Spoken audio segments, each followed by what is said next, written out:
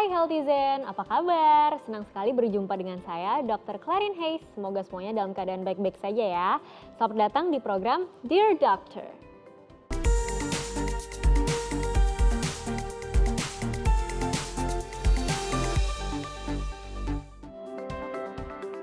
Program ini persembahan Komite Penanganan COVID-19 dan Pemulihan Ekonomi Nasional KPCPEN, bekerjasama dengan Kominfo. Kali ini ada saya Dr. Clarin Hayes yang jaga untuk menjawab pertanyaan Healthizen semuanya yang sudah dikirimkan lewat Instagram dan Twitter. Sudah ada beberapa pertanyaan terpilih dari Anda semua seputar COVID-19 nih. Langsung aja yuk kita jawab yang pertama.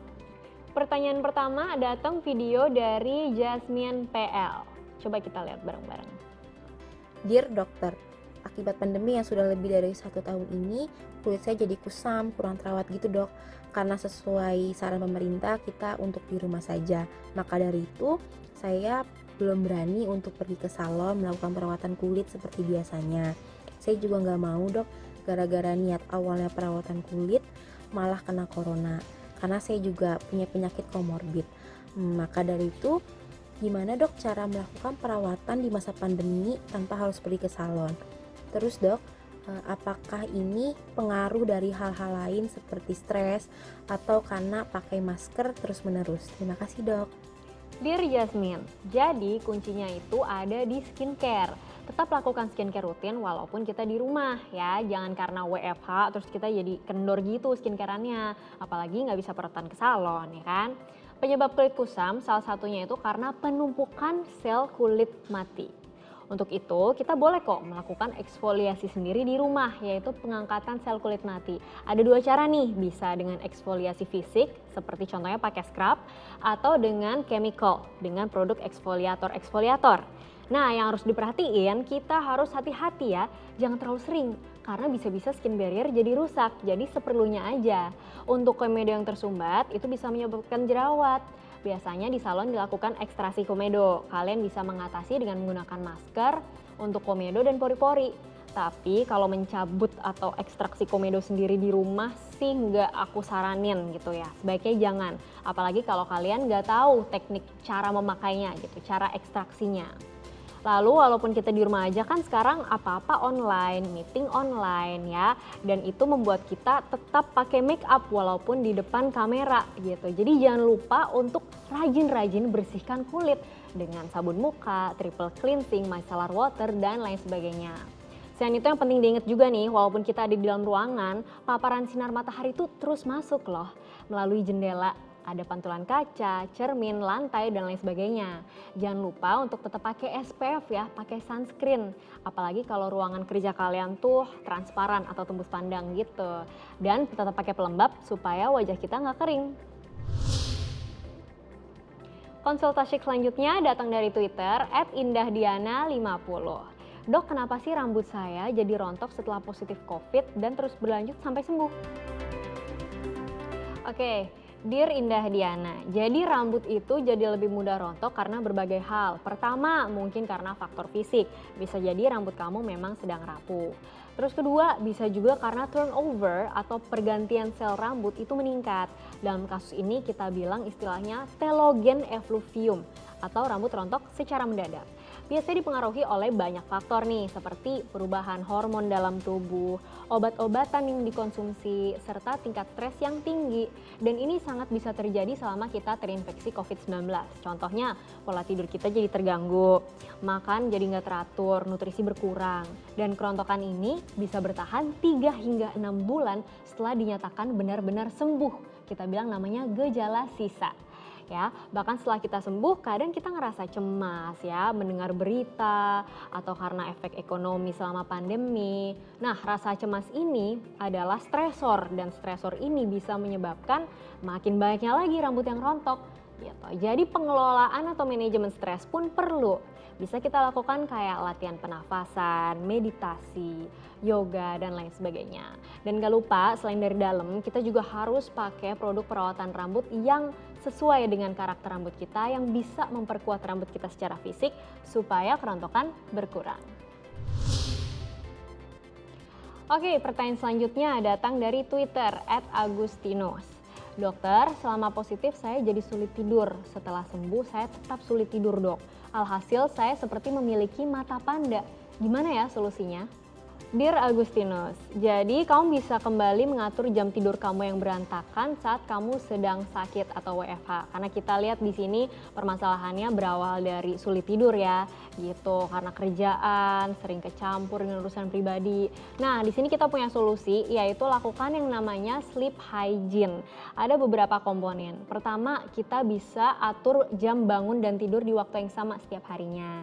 Ini harus dilatih juga ya. Jadi misal malam ini kamu tidur jam 9 malam.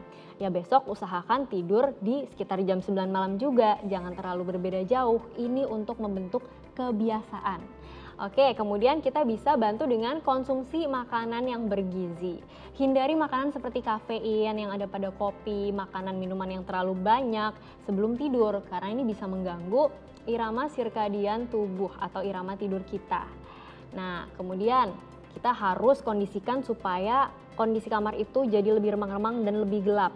Kenapa? Karena kondisi yang gelap memicu produksi hormon melatonin yang menjaga irama sirkadian kita dan mempermudah ketika kita tidur. Gitu. Lalu bisa juga ditambahkan dengan olahraga yang ringan sebelum kita tidur supaya tubuh bisa menangkap sinyal untuk istirahat, membuat kondisi jadi lebih nyaman sebelum tidur. Rapikan kasur, atur pencahayaan, dan jauhi penggunaan gadget-gadget seperti HP, laptop maupun TV sebelum kita tidur. Bisa dibantu dengan lilin aromaterapi biar kita bisa rileks atau setel musik pengantar tidur gitu. Nah, untuk mata pandanya kamu bisa bantu dengan menggunakan eye cream atau eye mask. Oke? Nah, pertanyaan selanjutnya, ini spesial banget nih datang dari gadis. Sampai kirim voice note ke Instagram loh. Yuk kita dengerin dulu. Dear dokter, karena nggak bisa kemana-mana selama pandemi, saya jadi nggak bisa ke pasar buat belanja bahan makanan untuk dimasak nih. Saya sebenarnya ngekos dan masih single, tapi saya suka masak sendiri dibanding harus membeli makanan. Terus, karena nggak bisa olahraga dan kurang aktivitas sejak diharuskan WFH, saya jadi suka memesan makanan lewat aplikasi. Akibatnya, sekarang badan saya jadi menggemuk, Dok. Minta tips diet sehat yang bisa kita aplikasikan selama masa pandemi dong, Dok. Oke, dear gadis, biasanya saat WFH di rumah, aktivitas fisik kita juga jadi lebih terbatas nih, lebih sedikit. Misalnya kalau kita kerja di luar, kita bisa bakar kalori dengan naik turun tangga di kantor, bisa dengan jalan kaki ke stasiun, dan lain sebagainya. Ditambah kalau kita di rumah, jam makan kita tuh jadi nggak teratur karena waktu kerja dan waktu pribadi bercampur gitu. Nah, tipsnya kita harus tetap aktif selama di rumah. Katakanlah misal kita kerja 25 menit, kemudian kita break, kita 5 menit istirahat untuk jalan-jalan, bisa stretching dan lain sebagainya. Kemudian harus diingat untuk tetap olahraga di rumah ya, ini nggak kalah penting. Bisa kita siasati dengan senam di rumah, workout, setel video, banyak banget kok caranya kalau kita bisa kreatif gitu. Dan terakhir, walaupun kita WFH, penting banget untuk tetap menjadwalkan makan-makan kita seperti sarapan, makan siang, coffee break. Perlakukan aja kayak kalau kita lagi di kantor. Kenapa ya? Supaya jam makan kita teratur, biar terakhir nggak makan terlalu malam. Selain porsinya, jenis makanan juga harus diperhatikan ya. Sebisa mungkin tetap defisit kalori, terutama kalau berat badan kita berlebihan. Yaitu dengan kalori in kurang dari kalori out gitu. Oke, konsultasi selanjutnya datang dalam bentuk video dari Rien Reka. Yuk kita lihat bareng-bareng. Dear dokter, di masa pandemi seperti sekarang, saya tahu kalau masker merupakan benda yang sangat penting. Soalnya, kalau nggak pakai masker, saya bisa kena virus corona dan saya juga bisa dirazia. Bahkan saya bisa disuruh nyapu jalanan karena melanggar peraturan. Nah, tapi dok, akibat sering memakai masker, entah itu masker medis atau masker kain, kulit wajah saya jadi gampang jerawatan.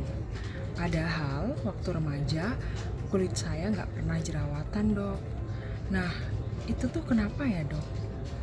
Lalu bagaimana solusinya gitu? Supaya saya tetap bisa menggunakan masker, tetapi wajah saya nggak jadi jerawatan. Mohon solusinya ya dok. Terima kasih. Oke, Dear Rien, maskne ya. Nah, ini istilahnya adalah maskne. Penyebab terseringnya adalah pori-pori yang tersumbat karena minyak, bakteri, dan sel kulit mati di permukaan kulit. Ditambah lagi pakai masker. Zat ini bisa menumpuk lebih banyak sehingga menyumbat pori-pori. Masker juga menyebabkan kelembapan berlebih karena uap pernafasan dan keringat sehingga dapat meningkatkan resiko jerawat. Nah, selain itu, maskne juga bisa disebabkan oleh gesekan kulit dengan masker, apalagi yang kotor. Jadi, sering-sering bersihin wajah kalau pakai make up. Walaupun sejak pakai masker, lebih baik kita minimalisir aja ya penggunaan make up, toh ketutupan juga. Nah, membersihkannya pun harus rajin. Sering ganti masker, kalau itu masker kain cuci dengan bersih setelah digunakan, dan pakai pelembab non-komedogenik serta serum jerawat. Juga jangan lupa hindari makanan yang meningkatkan produksi minyak dan menimbulkan jerawat seperti makanan yang manis-manis. Oke? Pertanyaan selanjutnya datang lewat Twitter nih dari @zamora95. Kita lihat. Dear dokter, cara melembabkan kulit yang kering karena memakai masker selama pandemi ini gimana ya dok? Oke, Dear Zamora, jadi sebaiknya kita memakai pelembab sesuai jenis kulit. Kenapa? Untuk meminimalisir gesekan antara kulit dan masker tadi. Karena gesekan ini bisa merusak skin barrier atau barrier kulit kita. Sebaiknya hindari pelembab yang berbahan dasar air karena ini malah akan membuat kulit semakin kering dan bahan dasar air ini semakin cepat menguapnya. Gitu. Pilih pelembab untuk kulit kering dengan kandungan ceramides atau glycerin atau asam hyaluronat. Biasa kita sering dengar HA ya, hyaluronic acid. Nah, untuk kulit cenderung berminyak, pilih yang non-komedogenik.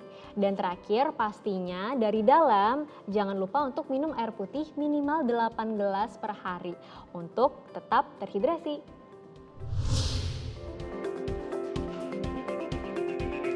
Wah, nggak kerasa nih, Healthyzen, udah habis waktu kita. Semoga sudah cukup menjawab ya. Saya tunggu pertanyaan, keluhan, atau mungkin kebingungan dari Healthyzen lainnya.